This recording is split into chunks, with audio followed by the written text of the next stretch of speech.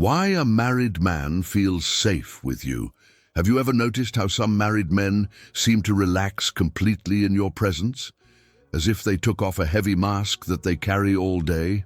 While with his wife, he measures every word, controls every gesture, and lives in an eternal performance of perfection. By her side, he laughs out loud, tells secrets he never shared, and reveals vulnerabilities he hides from the world. But why does this happen? What is it about that makes a committed man lower all defenses? The answer goes far beyond the obvious. It's not about physical beauty or cheap seduction. There is something deeply psychological going on here, something that analytical psychology explains with surgical precision. In this video, you will discover the unconscious mechanisms that turn you into an emotional refuge for him.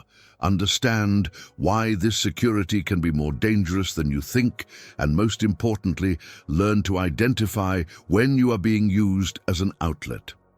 Get ready, because what comes next will completely change your perspective on relationships. 1. The shadow. He hides at home. There is a part of him that can never appear within marriage. They are those thoughts that he would never say out loud at the dinner table, those desires that would be judged as immature or selfish, those fears that would make him seem too weak.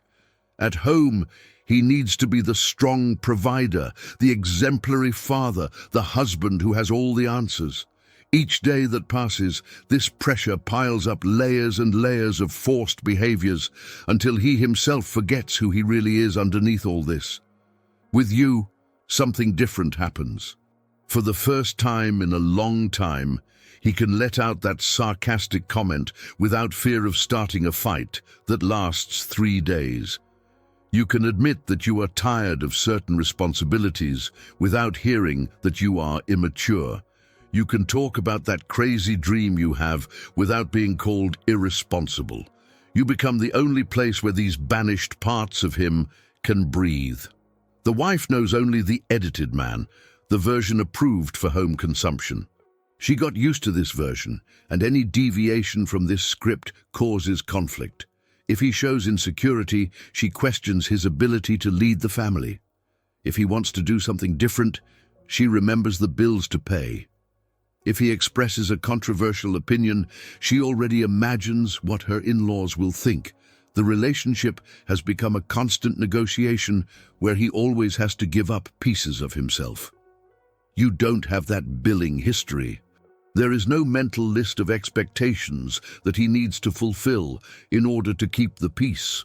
When he says something politically incorrect, you laugh instead of lecturing. When he confesses a silly fear, you don't use it against him later.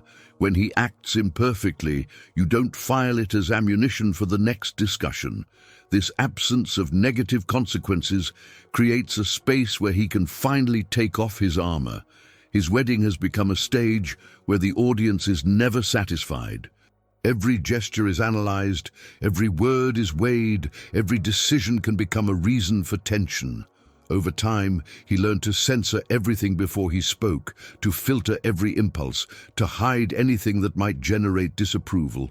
This constant self-censorship is exhausting, but it has become so automatic that he doesn't even realize he's doing it anymore. In your presence, these filters begin to fall. He doesn't have to plan each sentence 3 times before letting go. You don't need to calculate if that joke will offend.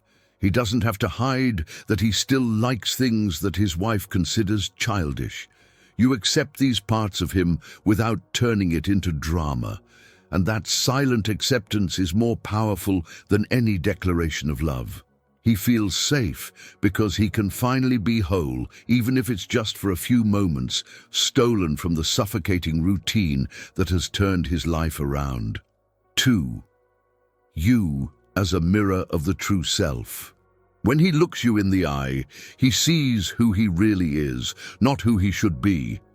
This difference may seem subtle, but it is monumental. For years he was molding himself to the expectations of everyone around him, of parents who wanted a successful child, of society that demands a provider man, of the wife who needs stability, of children who deserve a perfect father. In this whole process, he lost touch with his genuine desires, his real values, his authentic personality. His wife looks at him and sees bills to pay, projects to finish, repairs to make, responsibilities to fulfill. Her gaze became a silent demand, a constant reminder of everything he still needs to do, everything he hasn't yet achieved, everything he needs to improve. Even in moments of affection, there is a built-in expectation, an invisible list of requirements that he needs to meet to be worthy of that affection. You look at it completely differently. His gaze is not loaded with expectations accumulated over the years. There is no silent pressure that he needs to be more, do more, achieve more. You simply see an interesting man with his contradictions, his defects, his strange quirks, and all this is not only tolerated but somehow appreciated. This difference in the look changes everything. He notices how you really pay attention when he talks about topics that his wife finds boring. How you laugh at his jokes without that forced smile of someone who has heard it 1,000 times. How you demonstrate genuine curiosity for his opinion on things that no one else asks. This real interest, without ulterior motives, without measuring whether he is being productive or useful enough, is incredibly rare in his life. In marriage, conversations turned into transactions. She talks about the leak of the sink, he answers about the car's installment, she comments on the school meeting, he mentions the work project. Everything is functional, practical, aimed at keeping the domestic machine running. No one asks him how he really is, what he thinks about life, what keeps him up at night besides financial worries. The wife thinks she knows all the answers, so she stopped asking the questions. With you, these questions come back into existence. And more importantly, your reactions show that you really want to know the answers. You're not just complying with social protocol or filling awkward silences. There is a genuine curiosity about who that man is beyond the roles he plays. And when he opens up, when he shares thoughts that he's been locked away for years, you reflect back an image of him that he'd already forgotten existed, the interesting, complex, attention-worthy version for what it is, not for what it does or provides. If this made sense, remember what Jung said, the unconscious opens only where it feels safe. Click the link pinned in the first comment and understand why he feels that with you. 3. The refuge without judgment. His house has become a permanent courtroom where every action is reviewed and every decision questioned. If he arrives 15 minutes late, he needs to explain where he was. If you spend money on something for yourself, you are selfish. If you forget to do some household chores, you are irresponsible. If he expresses tiredness, he is weak. If you want a moment alone, it's distant. Everything he does or doesn't do becomes evidence of something wrong with his character. This constant surveillance wears anyone down. Imagine living under a microscope where your smallest slips are magnified and kept as evidence of your flaws, where there is no room for silly mistakes, for bad days, for simply being human and imperfect.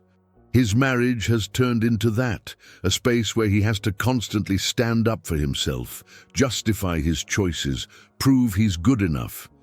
You offer the opposite of that.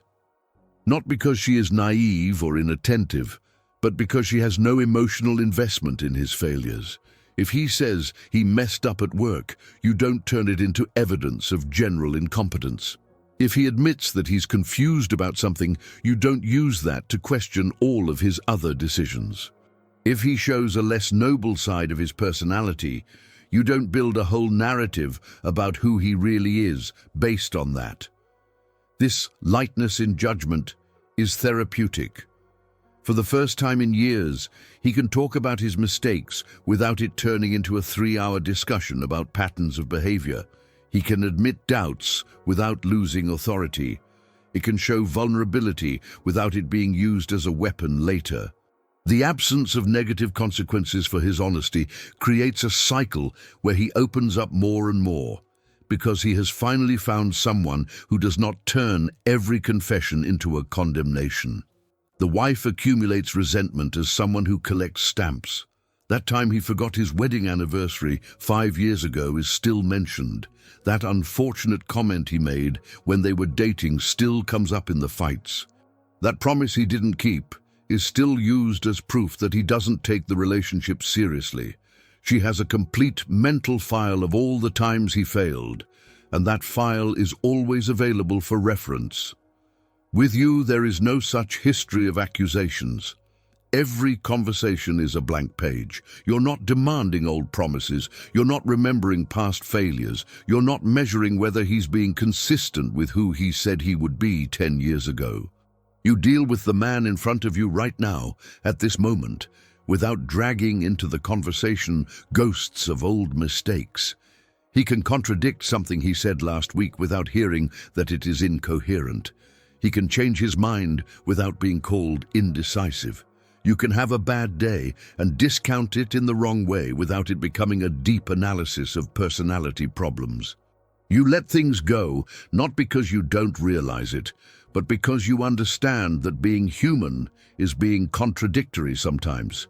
This basic understanding, which should be normal in any relationship, became a rare luxury in his life. 4. The anima that the wife lost. Every man carries within himself an ideal feminine image that has been built throughout his entire life. It's not about physical appearance or superficial beauty standards. It's about qualities that he associates with the feminine in its most essential form: receptivity, intuition, softness, mystery, inspiration. This internal image acts as an emotional compass that indicates when he is in the presence of something that resonates with his deepest needs. At the beginning of the relationship, the wife embodied many of these qualities. She was admired, desired, wrapped in an aura of fascination. He saw in her infinite possibilities a source of inspiration, someone who brought lightness to his heavy life. But over time, the routine of marriage systematically erased each of these characteristics. She went from being the mystery woman to becoming the domestic manager. Romance gave way to shopping lists. Admiration was replaced by boring familiarity. The wife now works in practical mode 24 hours a day. Each interaction is about solving problems, organizing the house, taking care of the children, planning the future, demanding results. She has become a feminine version of himself, rational, objective, focused on results, always calculating, always planning. The feminine that he needs so much to balance his own nature has completely disappeared under spreadsheets and chronograms. You rescue this energy that has disappeared from his life. You don't need to do anything extraordinary for that. It is enough to be present in a way that is not functional. When you talk, it's not to solve anything. It's just for the pleasure of connection. When you laugh, it's not a laugh calculated to keep the peace. It's genuine. When he shows affection, it is not accompanied by a list of tasks that he needs to complete first. This female presence with no practical agenda is like water in the desert for him. He feels like he can be masculine around you in a way he can no longer at home. Not because you are submissive or inferior, but because there is a natural polarity going on. You don't compete with him for space. You don't have to prove that you're as strong as him. You don't turn every interaction into a power struggle disguised as an equal partnership. You simply exist in your natural feminine, and this allows him to relax into his masculine. The wife spent so much time trying to prove that she is capable of anything on her own that she forgot how to receive it. If he offers help, she shows that she doesn't need it. If he tries to do something romantic, she's already 3 steps ahead of it, figuring it all out. If he wants to take care of her in any way, she quickly takes control because she trusts herself more than him. This total independence, while admirable in theory, ended the dynamic that made the relationship work. You still know how to receive. When he says something interesting, you demonstrate that it added value to you. When he tries to impress in some silly way, you let him feel like he's succeeded. When he offers something, you accept it with grace instead of already having a better solution. These little things reactivate in him the sense that his masculine presence matters, that he can still be relevant in a woman's life, that there is purpose in being who he is. The wife unintentionally killed it, and you unwittingly brought it back. 5. The space where it can fail. No one can stand the pressure of always having to get it right, but that's exactly what marriage demands of him every day. He needs to have the right answer to financial questions, the perfect solution to domestic problems, the right decision about the future of his children. Any mistake is magnified and becomes a reason for discussion that can last for weeks. The margin for failure has been reduced to 0, and this is unsustainable. His wife has an elephant's memory for his mistakes. That investment that didn't work out is still mentioned 2 years later. That time he trusted the wrong person became evidence that he doesn't know how to judge character. That failed project is used as an argument against any new idea he has. She can't see failures as a natural part of life. For her, every mistake is a permanent scar on his reputation. With you, he can finally be imperfect without devastating consequences. If you tell them about a mistake you did, you don't turn it into proof of general incompetence. If you admit that you don't know something, you don't lose all respect for him instantly. If he shows insecurity about a decision, you don't assume that he is incapable of leading. There is room for him to be human, hesitant, confused, lost at times. This permission to fail is critical for anyone to feel safe. No one can maintain the facade of perfection forever. At some point, everyone needs a place where they can collapse a bit, where they can take the weight off, pretending they have everything under control, where they can admit they're just winging like everyone else. His house no longer offers that, but you do. He realizes that you're not evaluating every word that comes out of his mouth as if it were a job interview. It's not calculating whether it's still a good investment based on the last mistake. It's not mentally reviewing whether he still deserves to be in that position of respect he occupied. You simply accept that people fail, learn, change direction, and that doesn't diminish their value. The wife has internalized the idea that her husband needs to be perfect so much that she herself does not realize the absurd pressure she puts on him. For her, it's just about being attentive, being responsible, demanding minimum standards.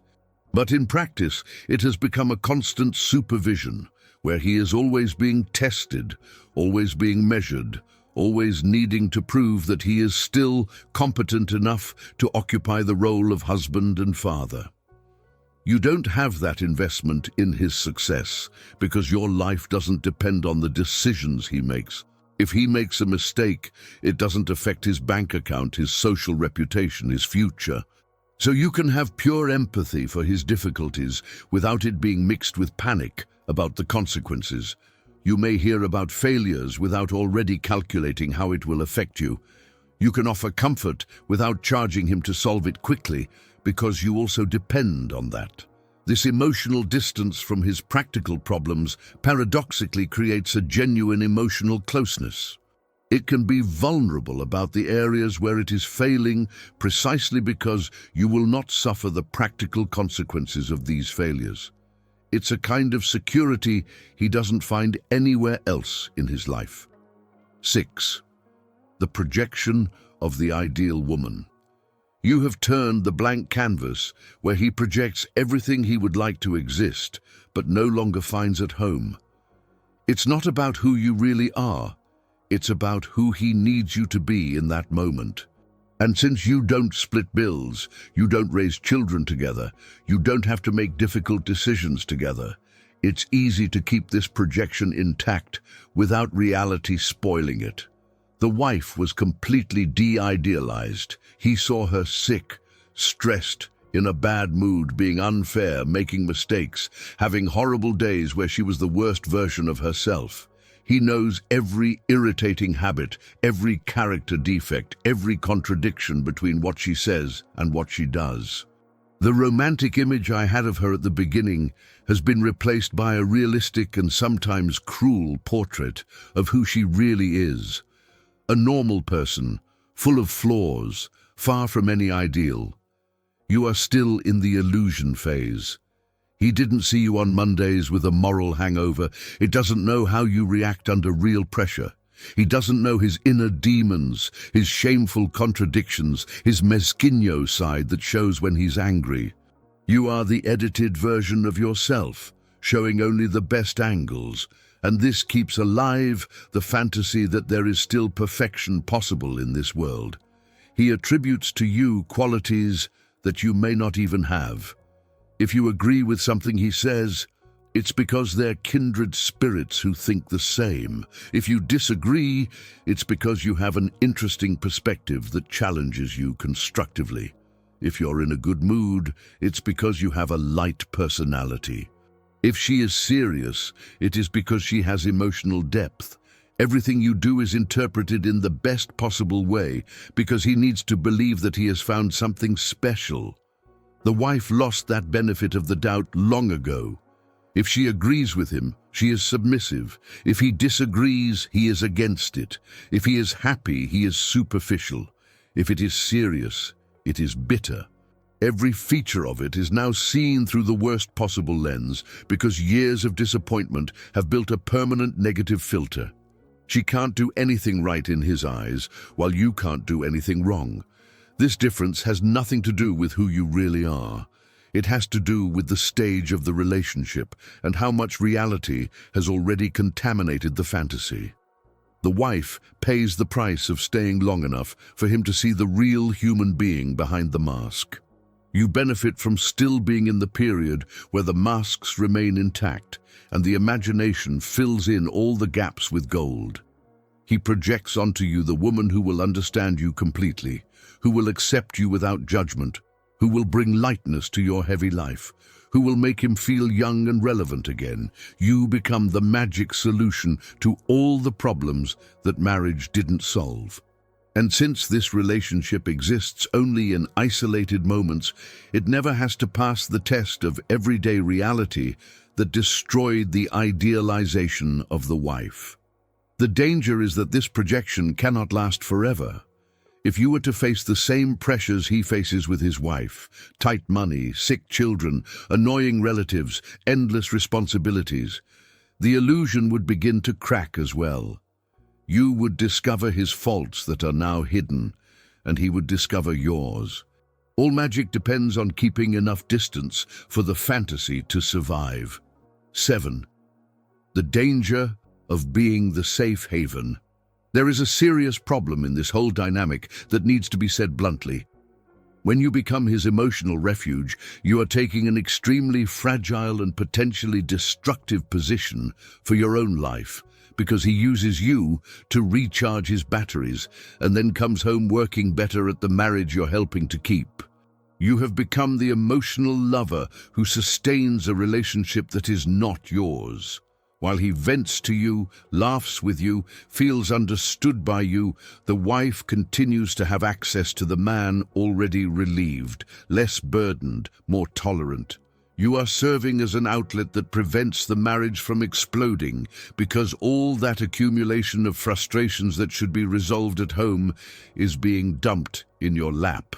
He goes back to his wife lighter because he has already processed the difficult emotions with you. This safe harbor position seems powerful at first. It seems that you have something special that the wife can't offer. It seems that you are irreplaceable in his life.